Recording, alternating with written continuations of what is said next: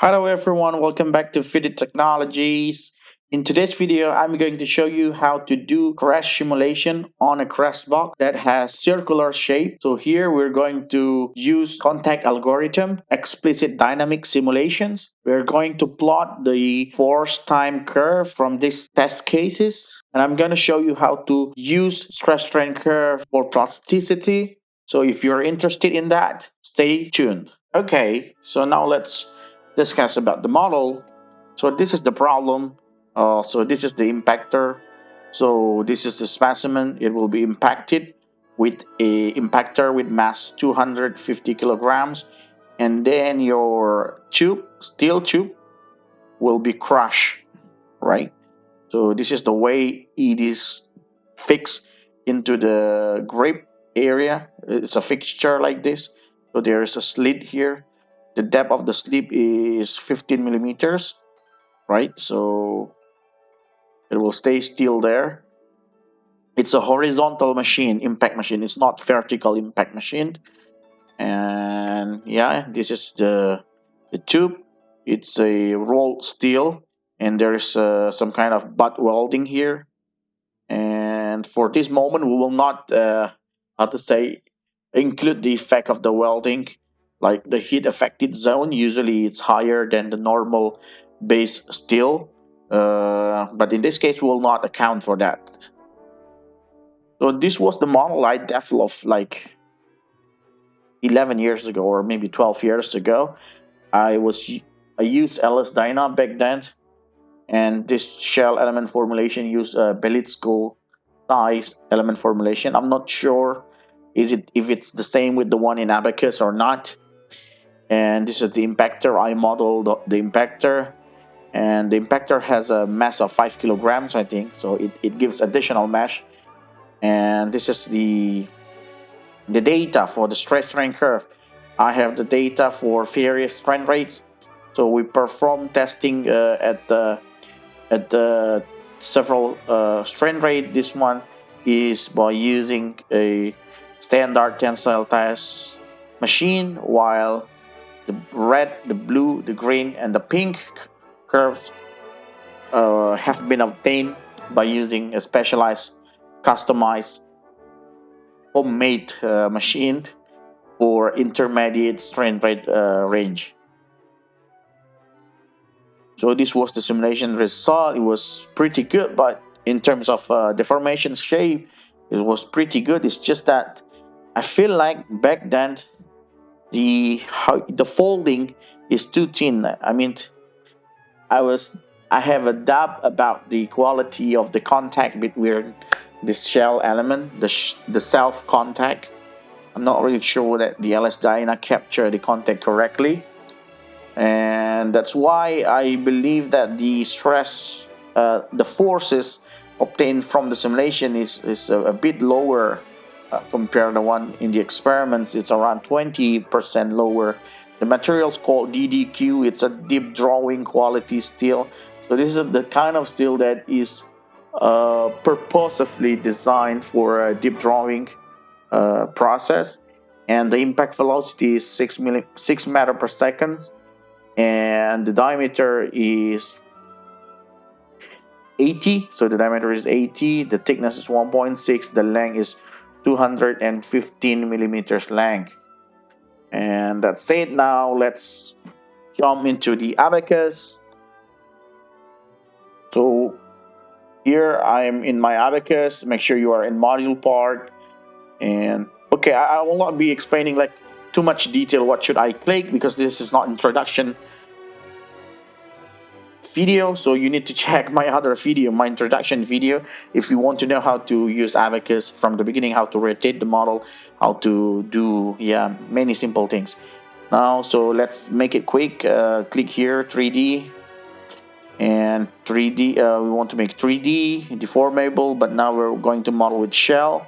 So it's the same, like still the same approach. We're going to model with the shell, but in today's video we're not going to model the weld, and we're going to use abacus instead of LS Dyna. Okay, and then oops, make sure it's extrusion. because we want to extrude the shell. Continue and click here and click here, and then the diameter is 80, so the radius is 40, right? And then click OK. The length is 250, right? So now our unit is in millimeters. We're using Newton, millimeters, MPa, and so on, milliseconds, because this is impact. We're going to model using explicit analysis. So yeah, this is the things, right? So as you can see here in my model here, the jig slot depth is 15 millimeters. So it's better to create partitioned or create datum planed. Uh, Click and hold offset from plane. I'm not sure if I can do it. I want to offset from there. No, I cannot do it. How can I do it? I think this one, no. Partition face. I want to make partition here. How can I do that?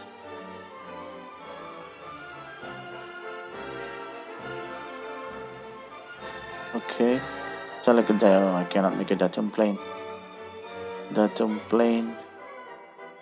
Okay, let's make, what is this? YX. So Y X X Y plane. There 15 offset. Okay. Then another one, 200 offset. So now we have two datum plane. So the datum plane is used for cutting this this how you call it, this tube into several parts. So we can select this part. Let me cut it first so you can understand what I'm saying. Partition face using datum plane, create partition, and then click here, click done, click here, create partition, click done. You see here, if you want to rotate, you press Control Alt and drag your mouse. Yeah, so we're going to select this as a fixed boundary condition, and this also is fixed boundary condition. Another different with the previous model that I modeled is that here we model directly the impactor, but for the sake of tutorial, I will not model the impact the the jig the jig fixture, because I think the effect is quite small, maybe, just for the sake of this tutorial. Let's go to the properties. Then let's make this material one. It's steel. Need to put elasticity. I think, I'm not really sure. I think it's 220,000. It's 0.3. I'm not really sure if it's. I think it's that. Okay. It's around 200. I think it's 220. Yes. It's not really. I mean, when you have a lot of plastic deformation, I don't think your elastic stiffness will influence a lot in the energy dissipation. And in the plasticity, you click plastic, and then the yield stress. You should have a table, but because I'm used to it, so in this case, it's around 200, zero plastic strain.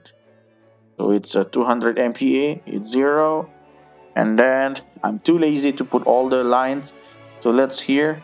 This one is around 255, and it's around 0.05. 255, 0.05. Okay, and then you choose again. I'm using this red because I believe that the the the strain rate of this shell will be around 0.1 strain rate. The best one is to include the rate dependent data, all this data into your model. But for the sake of this tutorial, I'm just going to use only one curve. I will make another video where we will include all these curves. Okay, don't worry. But for the sake of this simplicity, now just use this one. This is, I'm not sure how much is this. It's around 350, right? 350, 0.2. 350, 0.2. And then you can move this guy. It's a 0.4. It's a 410 is 0.4. 410, 0.4. So this is the data. In fact, you can put all these data points if you need. But in this case, for this tutorial, just click here, okay, and then create section, shell, and then this is homogeneous because it's only steel, it's not a composite. So you choose homogeneous, continue, and the value is 1.6, right? It's the shell thickness we're using. This is default value. Okay, just leave it like that. Click OK, and then assign section. We assign to the whole thing. You drag the whole thing and then click done. And section, from section, and the definition. So the one that you draw here is actually middle surface, right? So you choose middle surface. Okay, now it's great. Now let's move to the assembly. Create here.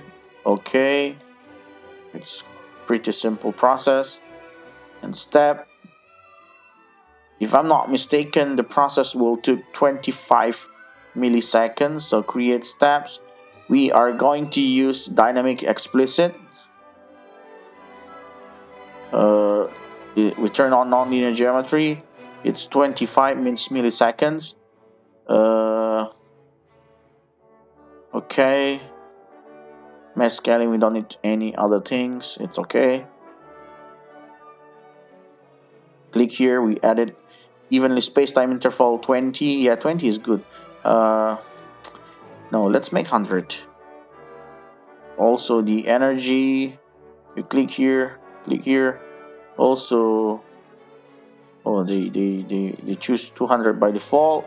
In that case, let's also make this 200 by default. It would be nice, right?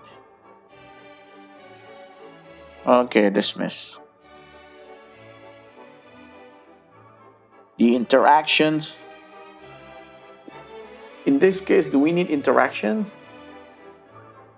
Not really sure about that. I want to model Jake, but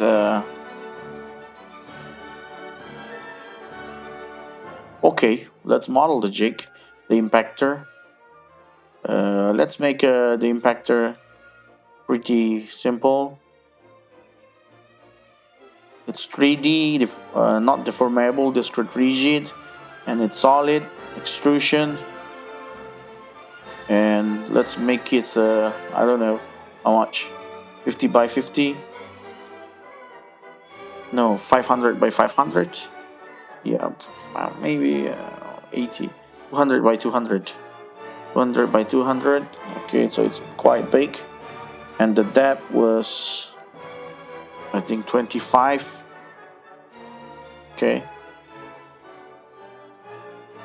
And the tools, the query, we create reference point, not tools, reference point, and you choose the reference point. Let's make a here cutting plane using this one here. Click 3 points. Let's make partition. Okay, so click these two cells using 3 points.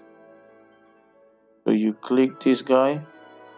There's a point here, the yellow point, yellow point, yellow point. So now we can click the middle part as the reference point. You don't need that actually. You can just simply choose any vertex you want, but for the clarity, I just want to make sure that my reference point is in the middle, but that's not necessary actually. Okay, tools, reference point. Okay, I have reference point right in the middle. Okay. And properties, I don't need that. Assembly, I don't need that. Oh yeah, assembly, I need to create the second part, which is the impactor. We create auto offset.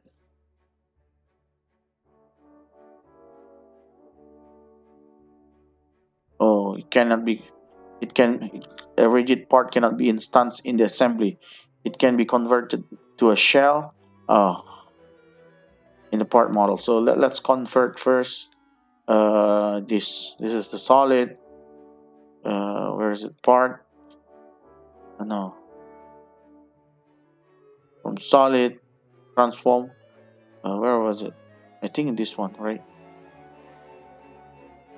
I think it's shape shell from solid. Select cells to be removed. All the cells. Done. Done. So now this guy is not a cell anymore. It's like a rigid solid, actually, a rigid shell element. Shell, not cells. Okay, so it's different. I don't understand it too. Yeah. So in Abaqus, cell is equal to solid. The one that we have right now is shell elements. Shell, it's a 2D, 2D, how you call it? Like a plate, 3D plate, 3D, 2D plate, right? In the 3D domain. Okay, anyway, let's go. Click here, click here. Okay, okay. Now let's move this guy to the correct locations. This, I want this. Move here. So nice. Okay, right in the middle, right? So great. Now the interactions. We create interaction here. Click initial general contact. Oh, okay. Let's make general contact. Continue. All with self. Now the global property assignment. Click here. Contact. Continue. Tangential behavior. Let's make a 0.3. If you don't know the friction coefficient, 0.3 is way better than frictionless. Okay? Because there's nothing frictionless in this world. And 0.3 like low friction of the coefficient, right? It's better to put 0.3, 0.2 instead of making them frictionless. So if your supervisor asks you what kind of friction you put, and if you say there's no friction, it's frictionless, oh, and then they will protest you, like criticize you, why you should put the friction. So it's better, it's always better, even if you don't know. The logic is to put friction coefficient. 0.3, 0.2 will not hurt you. Okay, and then the normal behavior, it's hard contact, so they will not penetrate normally. Okay, click here and click OK. And then click here, load. So we are going to fix this. Where is it? Create boundary condition. So the displacement here, continue. Let's fix set. Change the set name. Okay, here fix set. So here, because it's shell element, it has rotational degree of freedom. Make sure you click this also. Okay. And for this part, to include the effect of the fixture, the jig slit, we will also give a prescribed displacement here, except the what direction? The z direction, because it can go deforming in the z directions. Can move in the z direction, right? So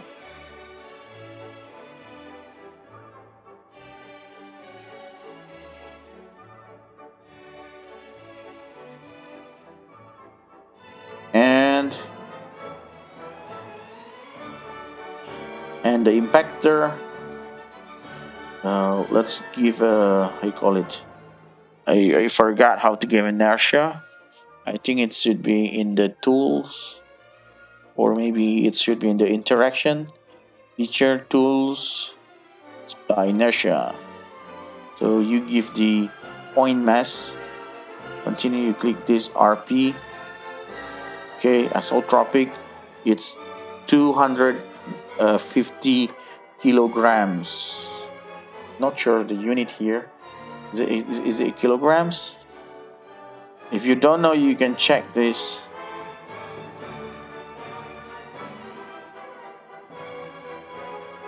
Uh, Consistent unit LS Dyna. I forgot. Yeah. So even if I use Abacus, this website is really good. Why it takes so long? All right. While we're waiting, why it takes so long? Consistent. Oh, finish. So you're using millimeter, milliseconds, Newton, MPa. So our mass is in grams. So if it's okay, now it's nice. This one should be 250,000 because it's 250 kilo, right? Okay,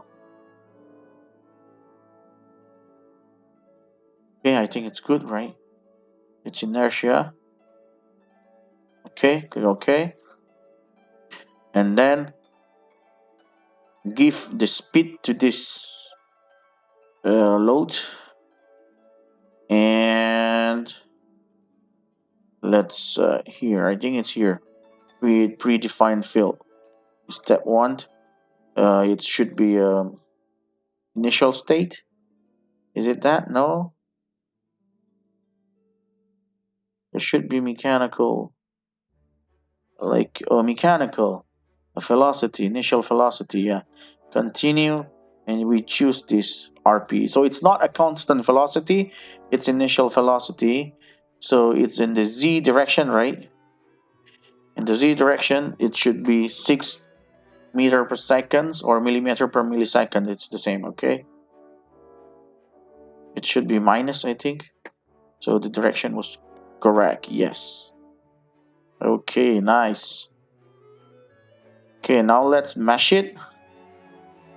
Let's mesh in the part here. Let's put 2 maybe, or maybe it's too small. Let's put 4. Okay, it's nicely meshed. Let's assign a, this one is a, how you call it, element type. Okay, element type. Make sure it's standard, linear, and okay, and there's nothing you need to worry about this one. Part 1. Let's make it quite small because I want to make a good deformation. Yeah, this is, yeah, so this is equivalent to the one I'm using here. It's also 1 millimeter, I think. And let's assign the element type just to make sure it's a shell element, right? It's explicit, second order accuracy. It's a finite hourglass enhanced. Element deletion, no. Okay, there's no degradation, there's no damage here in this model. And then let's save first. Let's call feed it 08. Save again. And it's done, right? It's done. Yeah. What we need to do now is just try to test if it's running or not. Let's go to the job.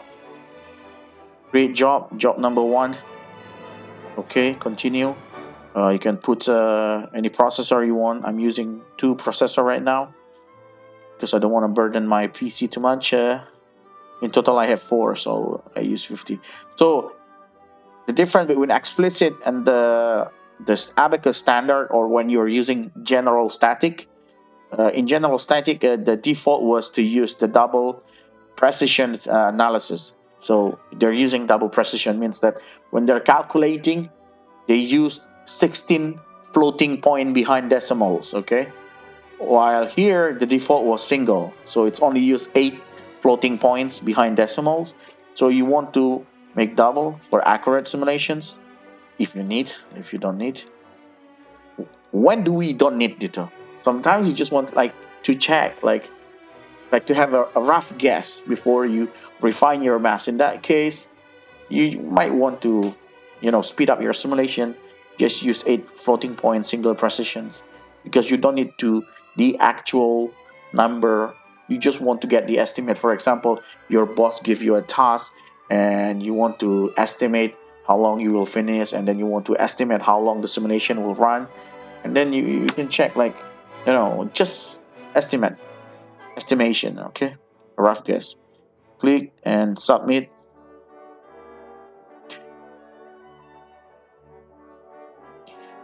And let's check. I think it's gonna take some time. I'm not really sure, or maybe error. It's been a long time I didn't use any explicit analysis. Yeah, there should be error. No density. Of course, I forgot to put the density. Okay. So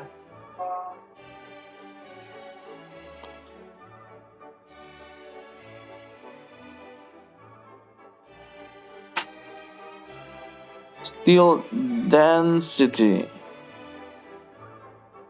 It's 8,000 kilograms per meter cube. So if you're using its density, this is the density that you should put. Now we are using this guy. It's plus 3, so it's around 8,000. Should be 0.008, right? If you're using this, we're using this right now. So let's add density, edit, and general density 0.008. So this is the density of the steel, and then you can go again, job manager, and submit. Hopefully there's no error this time. Click monitor, and I'm not really sure it will succeed in the second attempt. Let's see. It's gonna take some time to simulate. And oh, the rigid body with reference node contained in node error node with no rotational axis have at least one axis, but which is 0. The rigid bodies have at least one unconstrained. Blah, blah, blah, blah, blah, blah, blah. I don't know what he's saying, but it's related to the, how you call it, the reference point. Maybe I didn't make a good boundary condition for the reference point. Oh yeah, I didn't apply any boundary condition to this guy. I only apply a speed to that, but it can move to the x direction, y direction. So let's limit this. Let's create displacement. This done, done, done, done, done, done. So the z is the one free because we have speed there. Okay, great job, and submit, and okay. It's good that I show you every step. So if I forget, I will not cut the video. If it's error, you can learn how to track down the error. How do I understand when he say that the reference point is like inertia? What I'm talking about? Yeah, you understand what I mean, right? When they have error, they have this explanation. Like there, sometimes they are not brief explanation. You need experience to understand what this guy means. But yeah, as time goes by, you understand what was the mistake you made, so you know where to fix. Now this looks good. Let's until we have some kind of calculation here, and then I will pause the video because it's gonna take some time, and I will show you the result once it's finished. Yeah.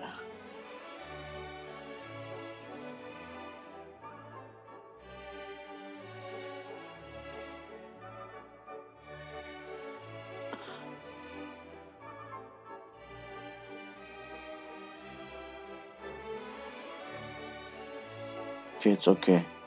First one is I just like checking. It doesn't mean that you're wrong. The notes in war node coins are reference. Yeah, so basically the reference point, and this guy is coincide. So it's just like a warning, but anyway, you don't need to care about that. There's already frame number one, so let's check if the deformation in the first frame makes sense or not. Okay,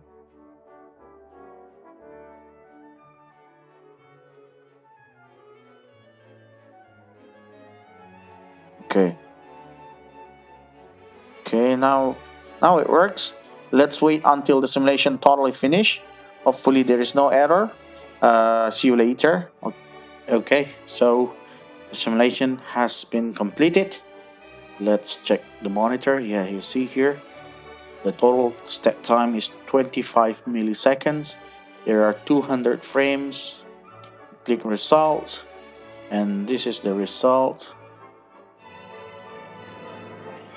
Yeah, as you can see, if you found that the strange display like this, just click here and here, so they will refresh the graphics. Okay, sometimes they show something strange like before.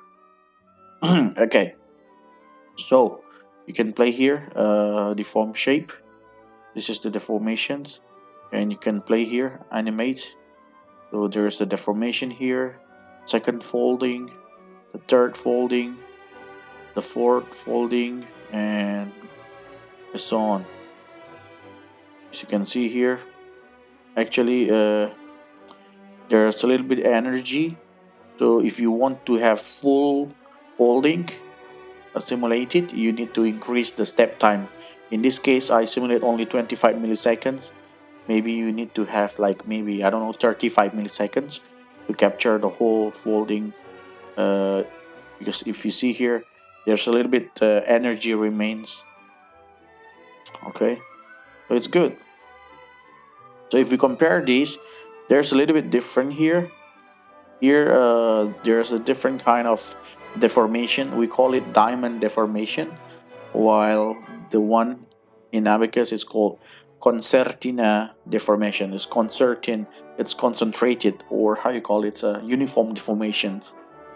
Uh, the reason why we have this kind of deformation because in the previous model we have this kind of welding. So there is how you call it non-uniformity in terms of material properties, and that creates or that promotes this kind of deformation like this. Okay. All right. So what we want to do next is if you want to check the cross section, click here, activate the activate cut. Yeah, you can see here. Now you can see how it is deforming. You can see here there is a gap here, but actually that's not a gap. That's just how you call it. It's a thickness of the shell elements, because what we draw here is actually the mid surface of the shell elements of the plate. So actually there is a half thickness from this shell and half thickness from this shell. So they're touching here, but they're not shown here. But mathematically, they're touching. You can see here. There's a first folding, second folding, third folding. It looks good, right? So now you might have a question. If you want to remove the how you call it, the elements for your report, this looks good, right? So you click here, choose free edge, okay, and apply. If you want to return exterior edge, apply. Free edge, apply. Okay, so it looks good, very nice. Now sometimes you want to plot the how you call it, the force, the crushing force. This is between 57, around 57, 50, right? So let's check. for this model, you can create XY data, fill output, continue, and you might want to check this unique nodal, the reaction force in the third direction, because this is the Z directions, and you can check the node stat, and you can highlight which one, because you want to choose not this one and not that one, not that one. Yeah, set one. This is the fixture, so you want to check. You click save, you click OK.